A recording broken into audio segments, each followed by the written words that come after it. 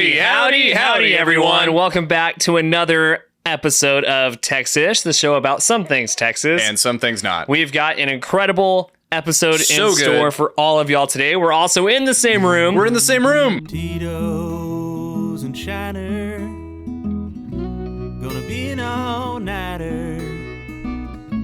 and I just might find her at the Whataburger line. Dance halls and women, but man, I'm wishing that I was fishing by the river tonight in Texas. Don't forget to check out Texish Reacts, our virtual show on YouTube, yada, yada, yada. But before we go any further, Seth, I think we need to shout out your favorite segment. And ours. Our not sponsors. Still zero money. We're almost 2 years in. 2 years in. Not no a money dime from any of these people. Not a dime from any of these brands, At people, this point, businesses, I feel like things. at least Dr. Pepper should give us some recognition. I mean, I think a couple of people should be giving us recognition. But honestly, I think we need a Texish Carhartt section. I think we should just make a coffee table book out of all of the not sponsors. But before we do that, who was our first not sponsor for today's episode? Our first not sponsor is Virtual Meetings. Virtual Meetings. I'm not wearing pants. It's a virtual meeting. This isn't coffee in my mug, I promise. It's a virtual meeting. I'm working from home, aka the beach. Virtual meetings. This is pointless. We could have done this in an email. Like, this didn't have to happen. Why are you wasting my time? It's a virtual meeting. I didn't think of 100 different ways to try and cancel or push this. Virtual meetings. I hate virtual meetings. They always so much. They always go so well, and there's never any technical difficulties. Yeah, no technical. How is it that we are 3 years in to a mostly remote work world, and at least every other call I have, and sometimes it's my computer. Yeah. It is not user error half the time, but you go to the meeting and your mic doesn't work, or the camera's not on, or you're on mute and you don't know why, or the earphones don't connect. Yeah. Just do away with all meetings. Can we just quit? Just everyone stop working. Give me a voice memo from the top down and just be like, this is what you have to do. Yeah. This person is being dumb. This person's being great. Go about your day. Yeah, just fire the fats. Anyway.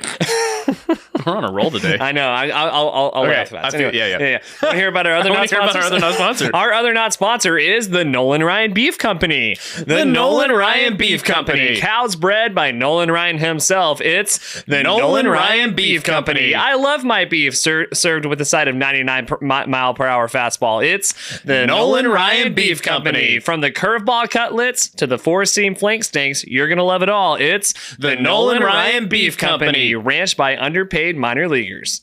The Nolan Ryan Beef Company. Suck it, Omaha Steaks. The Nolan Ryan Beef Company. Clogging George W. Bush's arteries since 1984. The Nolan Ryan Beef Company. Because if anybody knows beef, it's former baseball players. It's the Nolan Ryan Beef Company. I mean, he was a rancher, kind of. He was one of those guys from a small town who thought, I want to be a cowboy. Threw a baseball 1,000 miles an hour. For a little bit. And then halfway through thought, oh, wait, I'll just buy a ranch now. Dude, my favorite, this is completely tangential, but my favorite baseball kind of stories are specifically, who was that really tall Arizona pitcher? Randy Johnson. Randy Johnson. When Randy Johnson killed not one, but two birds. Yeah, with one stone. With literally one stone. Just like you watch the playback and a bird explodes halfway. And you look at Randy Johnson, and I think a lot of pitchers just wouldn't care. Yeah. He was distraught. Well, he's actually he has been featured in National Geographic as a wildlife photographer. Yeah. I mean, he's kind of a soy People boy. don't know that. And he immediately after retiring from baseball, after a great career, tangent, right? Two birds notwithstanding. Yeah, segments and whatnot. We'll get there in a little bit. But Randy Johnson murdered baseball. He murdered baseball and murdered a bird and felt horrible about it. He's a Buddhist level appreciator of wildlife, conservationist. So he has spent his half, this other half of his life photographing some of the most immaculate, wonderful species on the planet. I like to think that this half of his life is in atonement. A little. I mean, I think it happened and he thought, oh, man, I'm going to spend the rest of my life making up for this. And it was a pigeon. I mean, come on. Right. Rock dove. I literally saw a homeless person on South Congress wiping their butt with a pigeon. I think it'll be all right. I didn't actually see that. That was a joke. That was funny. I did. I only thought of it. The visual was great. I was scootering over here from the Von Lane bus stop. Right. Bust over here. Shouts out Von Lane.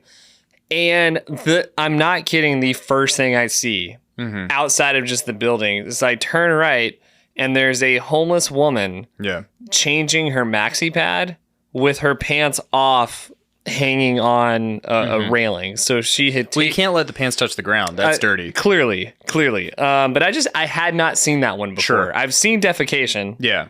I've never seen wiping. One. This was a homeless woman changing her maxi pad. You know, cleanliness. Full Daffy Duck in it. Cooch toward the street, toward Cesar Chavez. And it was in that moment that I thought, I don't mind these early bus rides. I'll say it. I'm glad I got out. If this is where we're going. And I thought it'd make you chuckle, so I had to share the story. The homeless man wiping his butt with a pigeon still is making me laugh. Yeah. And I think we may need a t-shirt of that. I think we either need t-shirts or a nonprofit. Speaking of t-shirts. Yes. We've got 3 new designs on the website. 3, baby. If you guys want to support Texish, the best way you can do that right now, aside from liking, reviewing, and sending this to your friends, is buying a t-shirt. Please support us. Support our straight Nelson 2024 ticket. We are starting a presidential campaign on behalf of 2 of our favorite It's a write-in campaign, artists. to be fair. It's write-in, but I think it could work. I think it could work. Because here's the thing. These guys are younger than most of the guys we've had in this office for the last 10 years anyway. Yeah. But it is a straight Nelson 2024 presidential campaign t-shirt. Go purchase that. We also have the Don't In and Out My Whataburger t-shirt. That's available. And then we also have the Don't Mess with Austin t-shirt, but it's overlaid on the state of California. So, you know, we're throwing some jabs out there. We're having fun. That is also a way that you can support Q6 Media. Those are the amazing people that help get our clips together, have helped grow this podcast to the point that we could even think of trying to sell shirts on a bigger level. So go purchase those shirts, texishpod.com, or on our Instagram, view shop. That's how you can see the shirts. Go purchase them. We'll send them your way. What happened once upon a time in Texas history?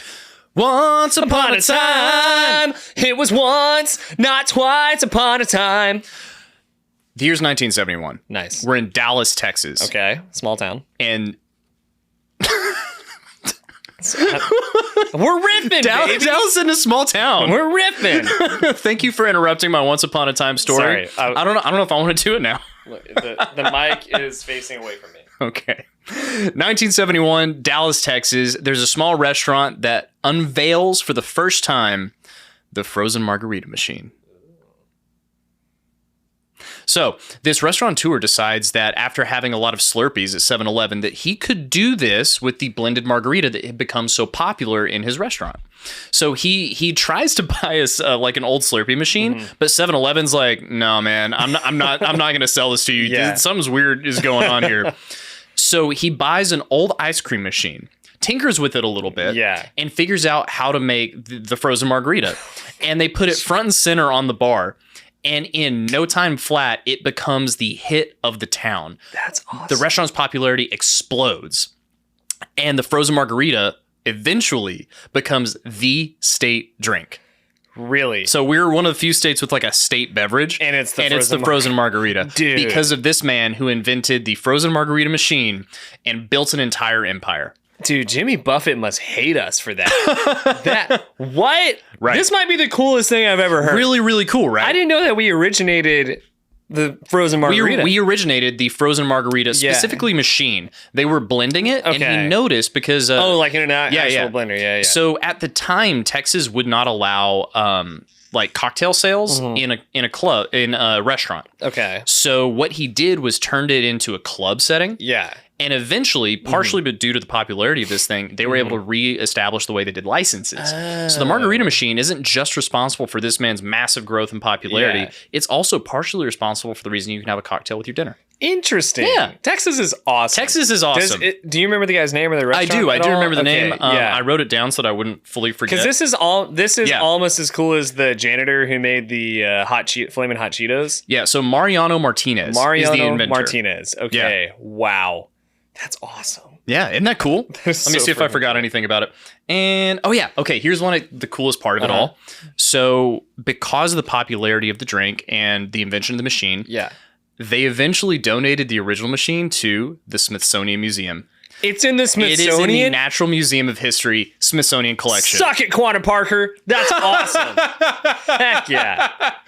Oh, man. Quanah, you got nothing on a I frozen have marg. never been more proud to be a Texan than this. Isn't that moment right fantastic? now. I mean, like, launching a rocket out of Texas. There you go. Frozen margarita. Frozen margarita. Yeah. I just want to say that the majority of people have enjoyed the benefits of frozen margaritas more than the benefits of launching somebody in space. I mean, and plus it wasn't real anyway, but that's I'm kidding. I'm not one of those. In people. fairness, they shot it. It was actually, ironically, it's the same backlot that he purchased the ice cream. Interesting. He made the frozen margarita from the ice cream from the machine actual, that they were making the fake astronaut food with. That's hilarious. Where's your favorite frozen marg?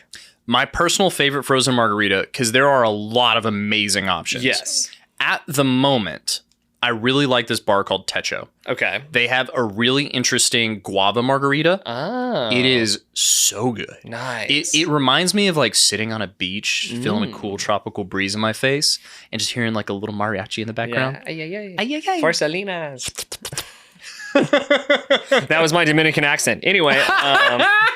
Deep cut. Yeah, deep cut. Super deep cut. Yeah, my favorite is the prickly pear margarita over at Fresas on South First. I like the prickly pear marg. Such a good marg. Fresas is a great restaurant overall. In general. Yeah. In love general. Yeah. But that prickly pear marg, man. So good. Also, I like when the frozen margarita has some different colors. Yeah. It is nice. Like It's I fun. get it. The original is the, green and all. Greenish, Yeah, I whitish. get it. I get Yeah. it. Make it fun. Make it interesting. Let's have some fun with Let's this. have some fun. Yeah. It's frozen. Like, let's let's have add a some rainbow fruit. flight, Let's Right? just do it. It is Pride Month. Yeah. All the pride things. All the Pride things. Yeah, and then if I'm feeling trashy, Yeah. Chewy's Yeah. goblet marg, Sure. floater.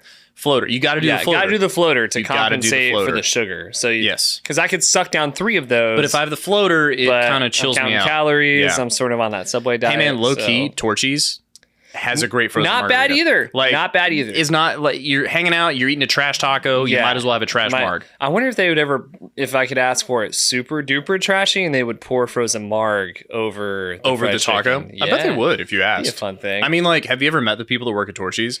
They're not happy. They're not the happiest people in the Maybe world. the most unhappy emo high schoolers I've ever encountered. And I used to go to Hot Topic a lot. Yeah, I used to shop at I used to aspire to work at Hot Topic in Midland, Texas. Just for the free t-shirts. For the free t-shirts. Yeah. The youth The large. only place you could get the T-shirts. band t-shirts. Yeah, I like Super soft, is super that all? tight. I go to Torchy's, and this is how they treat Yeah. you. Why are you here? Why are you here? Yeah. Sorry, I came to Torchy's today. Yeah. There's a bar I like to go to called Skinny's. It has a $5 burger on Sundays. Ooh. Really great burger. Yeah. 2 of the bartenders who occasionally work that shift are the most spaced out, nonchalant, don't give an F. Yeah. Like they just kind of like disappear into the background and start like I saw one of them pour out of the frozen. They do a frozen white Russian. Yeah. Get a tiny cup of the white Russian and just kind of like Which you're not supposed Which to do. you're not right? supposed That's to do. technically drinking on your shit. technically, I'm not calling anybody Yeah. out. I'm not going to say who did it. It's just funny because it's in plain He was sight. licking it like a puppuccino. The best like dive bar atmosphere. Oh my It's gosh. actually perfect, but it is funny. I love and hate it when employees, especially at service-based organizations, Are just like, what? clearly do not give a rip. Yeah. The attitude of I hate you Yeah. for coming to. I kind of need it sometimes. Yeah, I enjoy it. That's why we like dive bars. Yeah, it's- You go to the dive bar and they're like, what? And What? you're like, yes. Thank you. I Thank love you so much. You're getting 10%. You go to a dive bar and the staff is like, "Why are you here?" And I'm like, "Dad." Kidding. Our dad was very, very, very, Very loving. loving. We had a great household. Yes, we Small town of the week. Where is it? Small town of the week.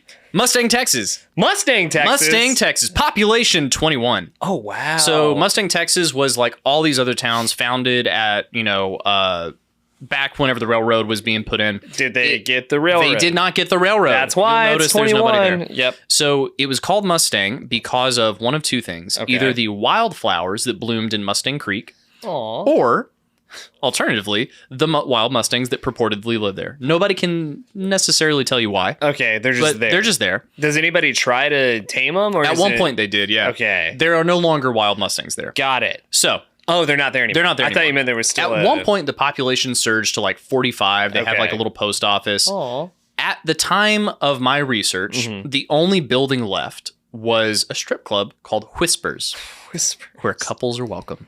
Interesting. As employees or as Who knows? patrons? Who knows? Interesting. So, guess who owns Mustang, Texas? H.A. Hanks. Mark Cuban. What? Mark Cuban bought Mustang, Texas for $2 million when his friends were trying to sell it and needed money. It's worth $2 million? Oh, I don't think it's worth $2 million. But he bought it. He bought it to help $2 out a million to friend. him is 2 pennies to us. Yeah. But still, he buys this town for $2 million. And upon inquiry, what are your plans? And he's like, I don't have any plans. Well, we have some ideas. We've got ideas, man. What? Okay, Shark Tank moment. Shark Tank moment. Really quick. Yeah. This is what happens when we don't record for 3 weeks. We chase, every rabbit. Mark Cuban is that camera right there. What is your Shark Tank pitch for what to do with the province, the town, the village of Mustang, Texas? All right, Mark, listen. You're a shark. I know that you've got great ideas. You've got a great basketball team. You have hard and fast political opinions. What I'm suggesting is Cuban land. We build out a Disneyland-style property, bring in all the families to chase all the wild horses. We populate it with wild horses. And if you can catch a horse, you can play on the basketball team. Ooh, that's my idea. I like that. What about you? All right, Mark. There's been a surge in athleisure wear, in health and wellness, unwear, and in med spas. And you, my friend, have a golden opportunity to take advantage of the wannabe artsy tech billionaire bros and their bimbo wives by building the first ever Sandlot Resort in Mustang, Texas. We're talking pickleball complex, wiffle ball stadiums, and I mean actual stadiums built to miniature scale of actual MLB places, covered basketball courts where at least 5 of your G League players are always on staff to help people dunk or to block them if they wanted to know where they came from. Nothing but farm-to-table food, maybe eat some of the Mustangs, try something adventurous, and 1 million thread count sheets. This is your chance, Mark, to turn this into the greatest destination resort in Texas. Give us a call. I like how you took the original idea and just made it better. I love that. Well, yeah, that's good business. If I'm not even trash. I'm like, that's actually behind fantastic. Every big brother is a little brother holding onto the curtail, just enhancing the ideas and claiming them as his own. I'm fine with it. That's the role of the little brother. Hey, as long as you do all the work, I'm cool. There we go. Do you want to hear about our badass of the week? We nailed that. That was good. Let's do it again. 1, 2, 3, 4. Badass of the week. Our Texas badass of the week is, and I keep getting his name wrong, Herbert Kokernot Jr. Do they call him Coconut? They should have. They should. So Herbert Kokernot, am I saying it right? Kokernot, however you want to say it. Kokernot. Pride Month. Deep cut. Nice. Herbert Kokernot Jr. was the son of course, Herbert Kokernot Sr., who was, so his father was a millionaire businessman, ended up purchasing the OUAT Ranch, which is one of the biggest ranches in Texas. It spans, they have land up in the Lubbock area, but then from Pecos County all the way into Big Bend. So they are basically the majority landholders of the whole far west Texas region. Mm-hmm. Come in, his son, Harold Kokernot Jr., and he's building on the success of his father, is growing the empire, making a lot of money, doing a lot of philanthropic work as well. But this is also in the early 1900s when baseball is truly America's pastime. Because what a lot of people don't realize is most towns, not even cities, but most towns had a men's team. There were all these independent amateur leagues comprised of all of these, semi-pro baseball teams that were just made up of the businessmen and the workers and people who wanted to play baseball. And so he made this huge move to turn the then Alpine Cats baseball club into the Alpine Cowboys. Mm-hmm. And the field they played on was just a bunch of chicken wire.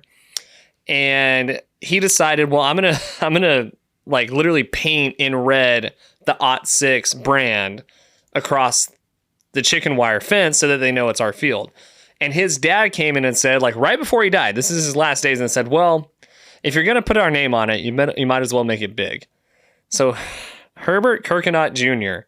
ends up building what is now Kokernot. I cannot say this word. Coconut. Kokernot, thank you, Field, which is a 2-scale replica of Wrigley Field in Alpine, Texas. And just builds this immaculate stadium, again, for the local independent semi-pro baseball team. Right. And this creates a lot of buzz within Alpine and far west Texas of this great stadium. The team gets better. They go on to win a bunch of different league titles. They even competed for a national indie baseball title at one point. Babe Ruth, Hank Aaron, Lou Gehrig, like all of these big name baseball players that would do these exhibition games would make it a point to stop at Kokernot Field in Alpine, Texas to see how awesome it was. He was so invested into this stadium that he put $2.5 million of his own money into building it. And then when it came time to put lights up for night games, and this was a very new concept. Keep in mind, Wrigley Field in Chicago didn't have lights until 2014 or 15. I think 15. Maybe 16. One of those years. But night games were a new thing in the 40s. Yeah. He visited every stadium that had lights in Texas to count the bulbs just to make sure that his stadium had the most bulbs. Oh, 1, 2, 3. You know what's really sad? What? Is you just did that and I realized, oh, wait, you could count them when they're off.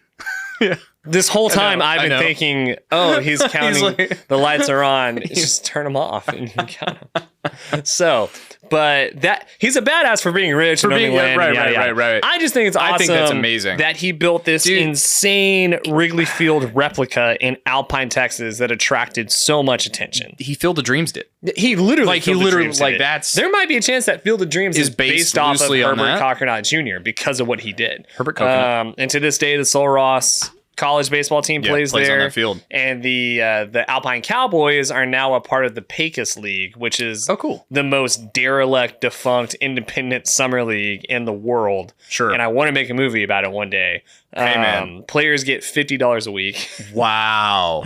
But that's where it's literally the Sul Ross baseball team. I feel like there's a great already like movie concept because you've got the Carolina Bananas, right? Savannah Bananas. And this Bad News Bears it. Oh my god! Trademark. That's ours. That's because like writer strike. Right? Who needs work? We're good. We're not in the WGA. We got this. Dude, that would be such. It'd be so fun, right? Oh my gosh! I feel like the Savannah Bananas would back it. I think they would. I think they might. I have a contact with Jesse Cole. Jesse Cole, if you're listening, we would love to make a movie in which your team loses, but gets to be a part of it. Because the Cowboys have to win. Yeah. Bad guy has to win. Ultimately. Or tie. Or tie. Wait, no. You can't. No. This isn't. No. It may be Pride Month, but this isn't soccer. We Rocky it. Okay. They lose the first movie. And then they gain everything they need. And then by the 8th movie, everyone's over it. Right. Would you make, if you're writing it, sure. Would you make the Cowboys like pitiful in a how the Bad News Bears were just pitiful? Or would you make them like some of us might be in the cartel? We're bad people and we play baseball. Somewhere in the middle, right? Okay. You make it. This is obviously a comedy. Yes. So you have to make them. We need to bring the baseball comedy back, by the way. Longest Yard. Yeah. Right? Yes. You Longest Yard it. Okay. Gotcha. They are technically not the greatest people in the world. Yeah. But you love them. But they contain multitudes. And they contain multitudes. And you have somebody who like got fired from the Savannah I was going to say it's somebody who was at the banana. The guy on stilts. Right. Gets fired from the bananas. And you bring them in and they're all like, well, we're baseball players. And you're like, but what if you dance though? Yeah. Well, so would the Cowboys start to dance or would the bananas guy realize that these guys are playing real baseball? How do we do this? I think it's a game of giving up a little bit to bring gain it a lot. all. Okay, bringing it all together because like at some point they have to play each other. Yeah. Well, it all leads to that. Yeah. Yeah. That'd be so good. Oh, and then there's that one scene where the Puerto Rican shortstop who can't speak English and is very stone faced the whole time. Sorry, Dominican. No, I went Puerto Rican just to avoid literally jumping over it. Plus, Puerto Rico's a way better state. Dominican's a freaking trash country. What? I'm just saying, what if the next Dwayne "The Rock" Johnson movie was just the Dominican Republic falling into the ocean? I mean, he would have to lift that. It would be him deadlifting the DR. See, but here's what would happen. He would be trying to lift it out of the water and then see Puerto Rico and go, oh, and like drop it back in and just go. Just swim to Puerto Rico. Because it's a trash country. See how I flip it? I do. Yeah. I love Mexico. But the stone-faced shortstop, very... Yeah. Music starts playing. So we're towards the end and you have that Yes. Yeah. And it's a great payoff. And that's the payoff. It's the payoff. We're writing this movie. We're for sure writing this movie. We're for sure writing this movie. And it's half Jesse written. Cole and Mark Cuban will back it. We can film it in Mustang. That's what Mustang's used for. It's a movie You know set. what? Full circle. Full circle. Tax credits. We got the tax credits. We have solved so many problems. We have solved, this podcast is so slept on as a political powerhouse. Speaking of political powerhouses. Texas Update. All right. Major League Baseball received backlash from fans after they replaced the colors in their MLB logo with the colors of the Pride flag, nixing the rest of their Pride Month branding initiatives like using discount code Baseball Butts Drive Me Nuts to get discounts on tickets, having a penis symbolize the count of 2 and 1, and having the Chicago Cubs play as the Chicago Bears for a weekend homestand. Not those bears, these bears. It's mating season for tarantulas, with clusters of the spiders emerging all over Texas. An A&M field guide calls it the most spectacular spider event in all of Texas. I call it my worst f***ing nightmare. Last Tuesday, Governor Greg Abbott, seen here watching that scene in Game of Thrones where the old maester dances around his room as if it's a sports clip, sent 42 migrants to Los Angeles. But in his defense, with names like Creeper, Casper, and Spider, you might have better job opportunities in LA. The Longhorns and the Aggies will play each other in 2024 for the first time in 13 years. This marks the first time in SEC history that two teams will lose to each other simultaneously. It's true. They both suck. Record heat waves have already swept across Texas, and scientists are blaming climate change, while every youth pastor in Texas is blaming their smoking hot wife. Methinks they doth protesteth too much. Me think they think that their private homeschool wife is way too hot. Me think they're celebrating Pride Month secretly. Yes. As of 2025, Texas drivers will no longer require inspections. And there's no joke here, I'm just really excited to strap a rocket to my horse and ride it down 35. Seth seen here riding a rocket. Right, riding a rocket. Have fun finding videos of rockets attached to horses. And then photoshopping Seth. Just getting scraped off the highway. Ice water. Oh man. My gosh. Why do I think I can ride a rocket horse when I can't ride a regular horse? I feel like it'll be easier somehow. I think it's how when you snowboard, if you go down a black, it's easier than it's easier in some way. I think if you just put a rocket on the horse. Because you have to do it. Yeah, you have to. There is no choice but to go tips down. Right. On a horse, if you're... but if there's a rocket... You have no choice. You can Bugs Bunny that, light the candle, take off. Yeah, and it's faster. It's a smoother ride. It is a smoother ride. I would say. It is a smoother ride. It is Pride Month. And we did Texas Update, butchered that MLB joke. It's okay. Completely butchered it. Too long. I wrote it too long. You know what? I appreciate the punchline, especially the last one. Thank you. We'll make it work. Yeah, but thank you again, Q6 Media. Q6 Media, saving our asses since 2023. And I do this thing where I think I find things late. Mm-hmm. Because how old is the witch trials of J.K. Rowling? Several months at this point. Okay, cool. Yeah, I shout out to my friend Matt. He sent it to me and said, you got to listen to this. I thought I'll listen to an episode a day. I end up finding a reason to just listen to it all the way through. It's pretty interesting. It was fascinating. Yeah. The entire makeup of the thing is kind of cool, especially with the host. Yes. Because she was ex-Westboro Baptist. Yeah. I will say my favorite part about this podcast that is about the cultural moment and trans rights and feminism and female rights is somehow the straight white female found a way to make it about herself. She did do that. Somehow she managed to still... How do they do it? Just every topic somehow just... Well, Gunnar, women are inherently selfish and they have an inability to think about anybody other than themselves. We have started off on the right foot.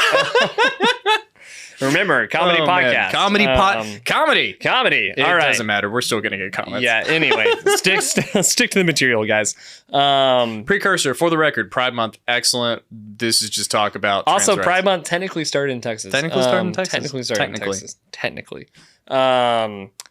One, thoughts on the a late review of the witch trials of J.K. Rowling, but just this cultural moment of the Pride Month thing of trans rights. Just thoughts from Seth. Let's have a conversation. Man, not trans, first of all. Yeah.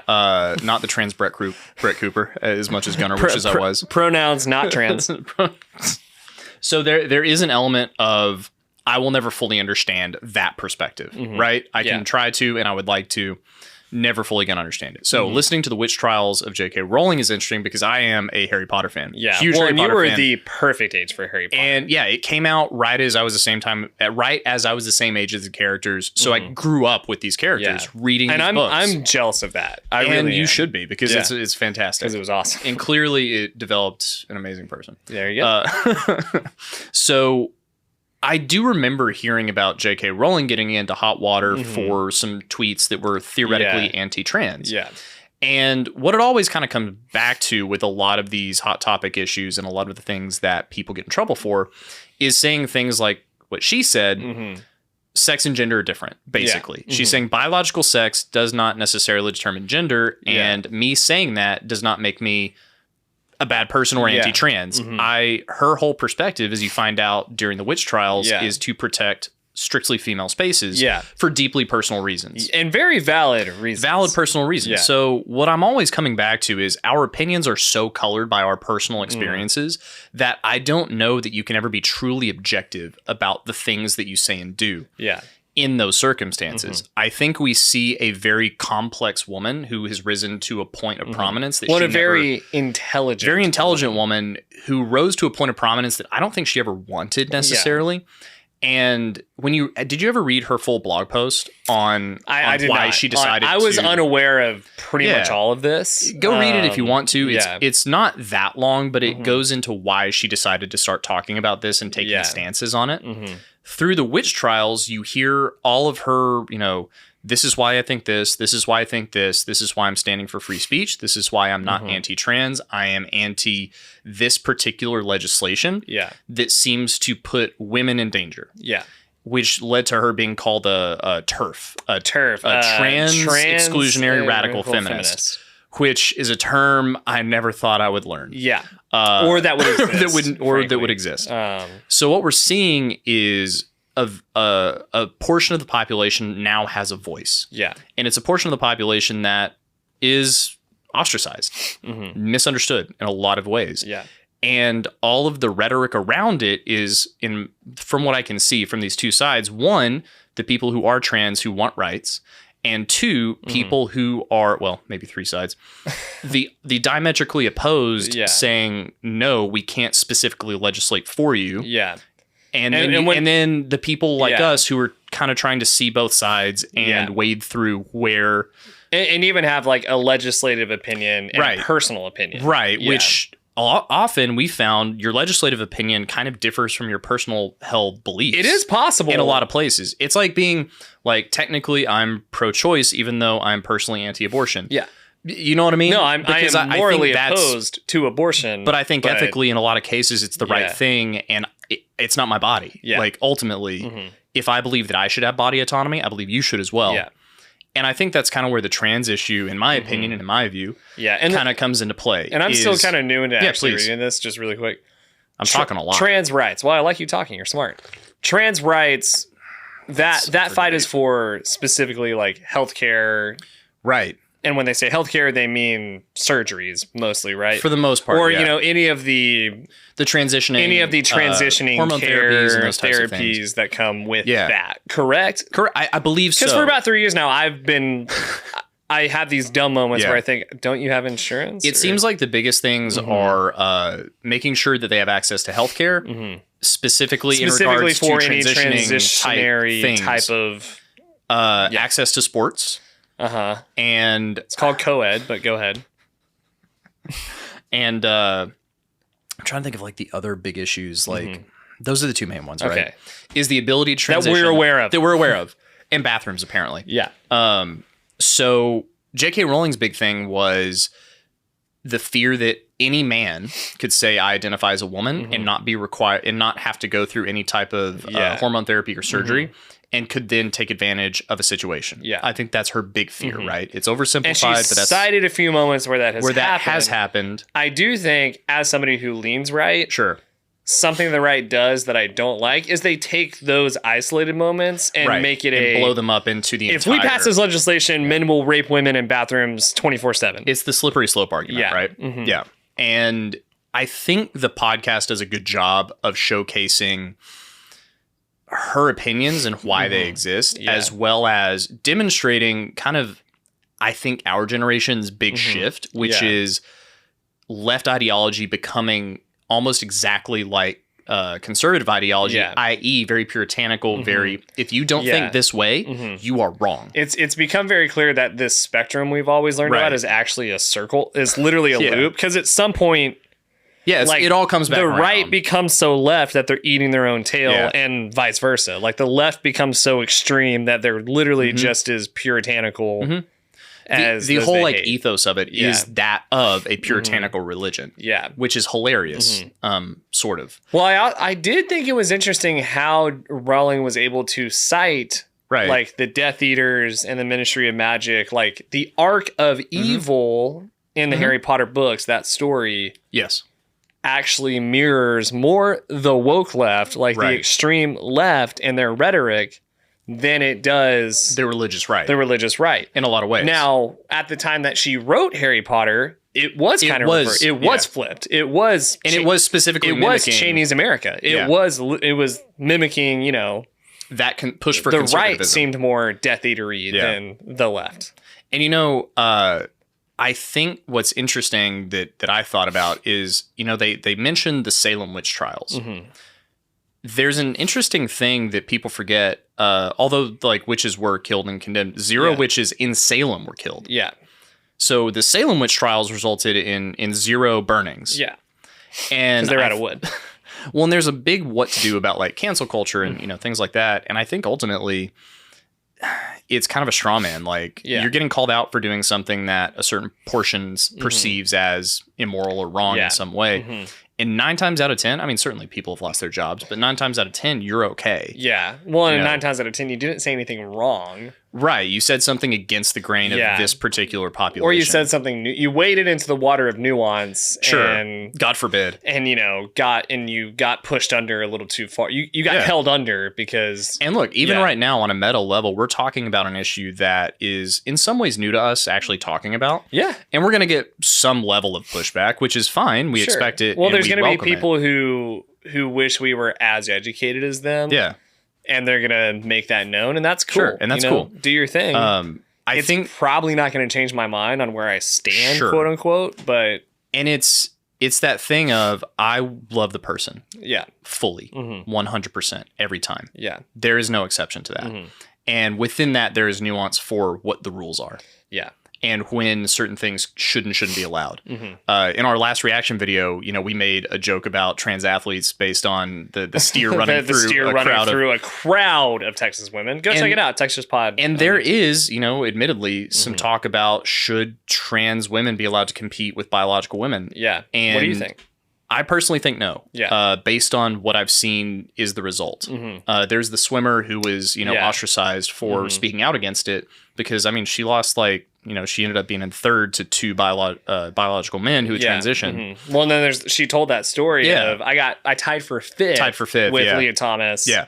And we were taken back and they said, well, we're going to give the trophy to Leah, even though y'all tied. And they could not give her a reason. Right. Other than we need pictures of Leah. This looks better. And that's really unfortunate.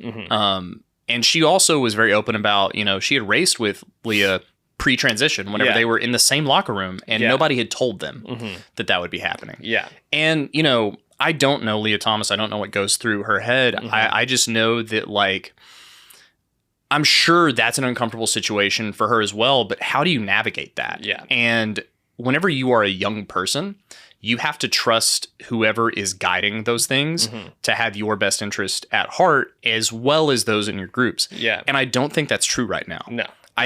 I think that it's a lot of performativism and people who are scared to get in trouble in positions of authority. Yeah. And I think that's the worst thing about all of this is there's no room for, like you said, nuance on actually discussing these things. Yeah. And, we have a friend who's transitioned or in the process of. Yeah.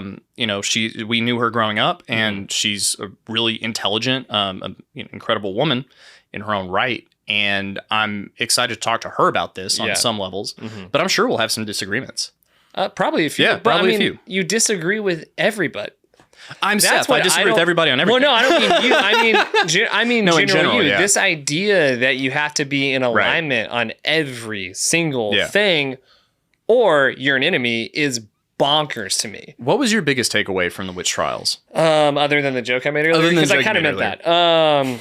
I mean, honestly, man, my takeaway was I may be a little more on the opposing side of the general trans conversation from a legislation perspective than I thought I was. Sure. I came into it thinking I'm probably pretty middle. Sure.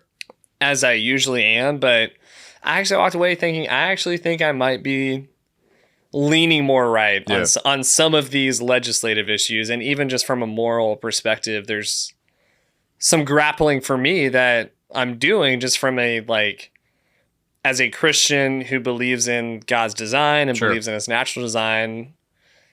I do see some of this transitionary on the surgical level as actual mutilation. Sure. And not in a how dare you mutilate God's creation, but just a what kind of hurt or confusion was condoned to the point that this was made the result.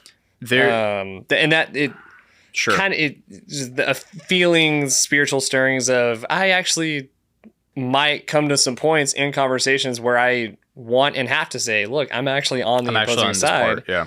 And that's a weird point to get to because I've tried to always be pretty straddly. Well, especially whenever you're raised to be agreeable and polite, there's a lot of room for interpretation on where your politeness and agreeableness has to stop, and you have to stay true to what you believe and think. Yeah, and there's that.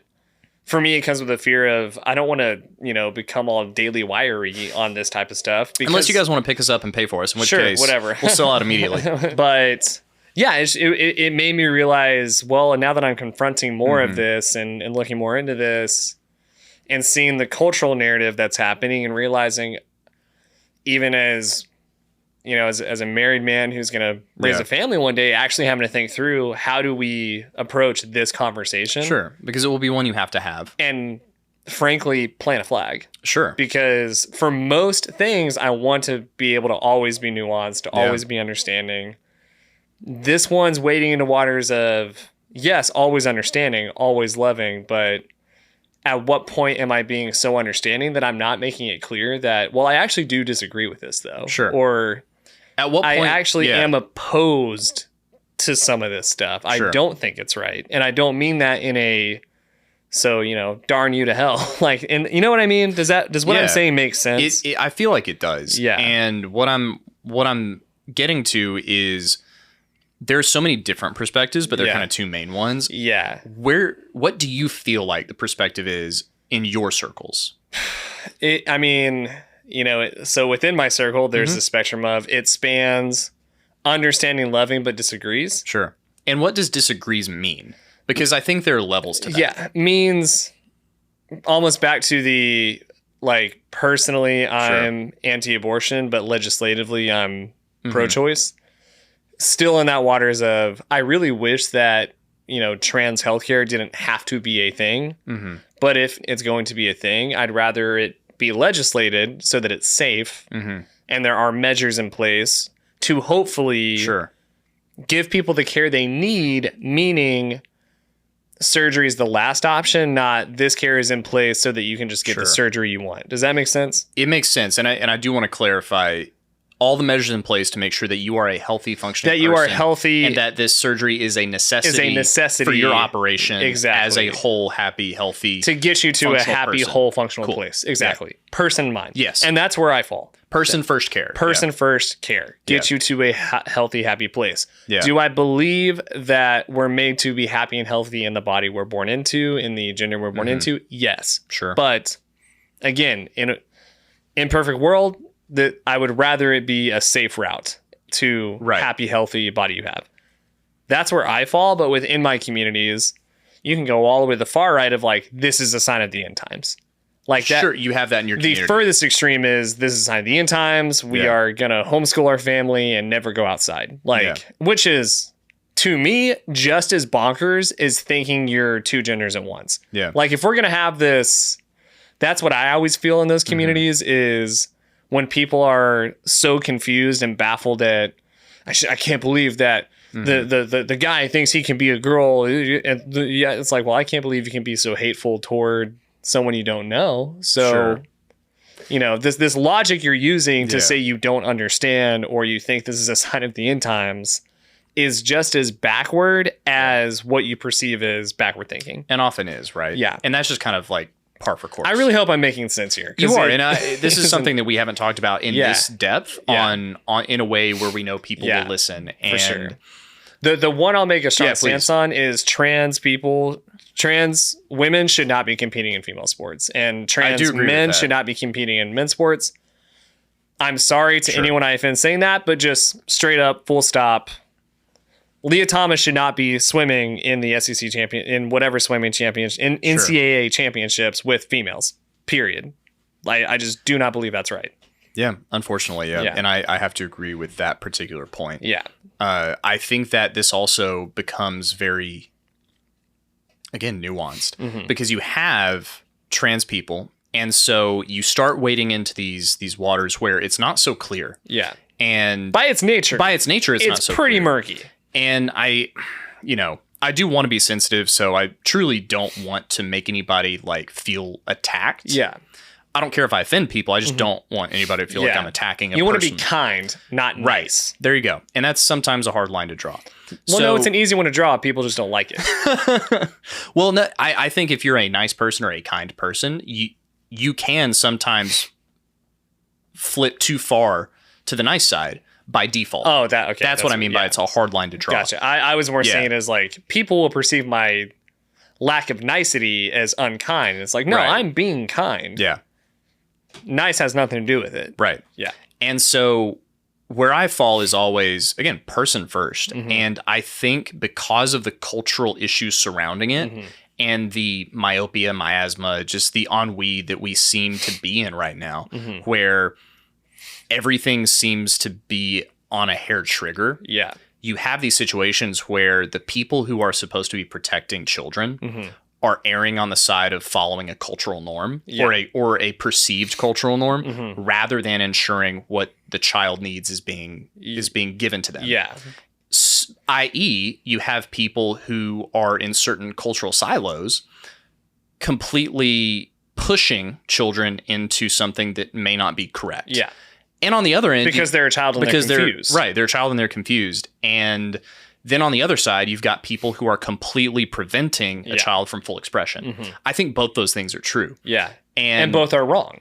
And both are wrong in their own way. Yeah. So what's happening that, at least in my opinion, is the worst part of it is the people who are being affected are children who can't make their own choices. Yeah. Because by law, they can't. Yeah. So you end up with people who transition who maybe shouldn't have. Yeah. Or on the other side, you end up with people who turn to self-harm and those things because they weren't loved in in the correct way. Yeah, whatever. The way they needed. So that's kind of where I see this shaking out as the most important part. And even right there, you can see nuance. So Witch Trials of J.K. Rowling is a pretty great podcast overall. It is great. Because you get to hear from somebody who, at the height of her power, was kind of had her legs taken out from under her. Yeah. And even to the point where HBO, when they did the reunion, did not invite her. Yeah.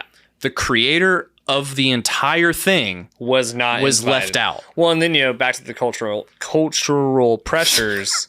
Dude, I can't talk today at all. It's crazy. I think I might be having mini strokes, but that's a different podcast. Oh, man. That's like... Right? It's...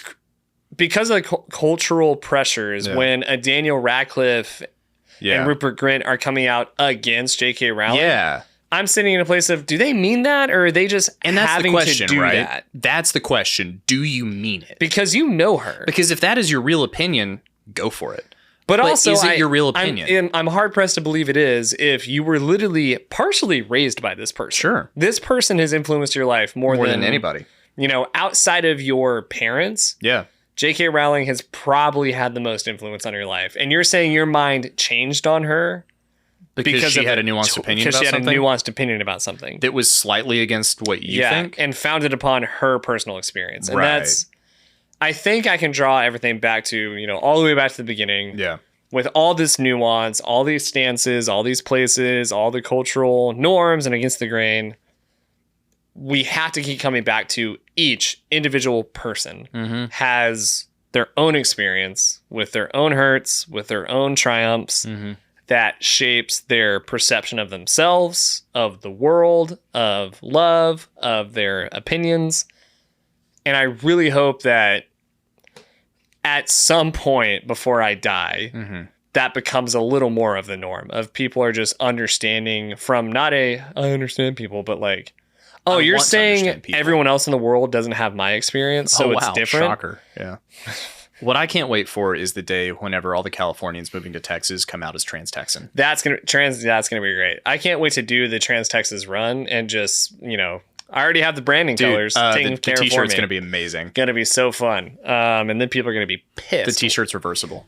Nice. I like it. Thanks, I like it. I can't wait for the day that I decide I don't want to be on social media anymore and I just post I stand with J.K. Rowling and like delete everything and bounce. That would be my like, because for me it'd be funny. I know it would offend a lot of people, but I would think it was funny. The best part of all this is like really the only people that matter are the people who are close to you. Yeah. True.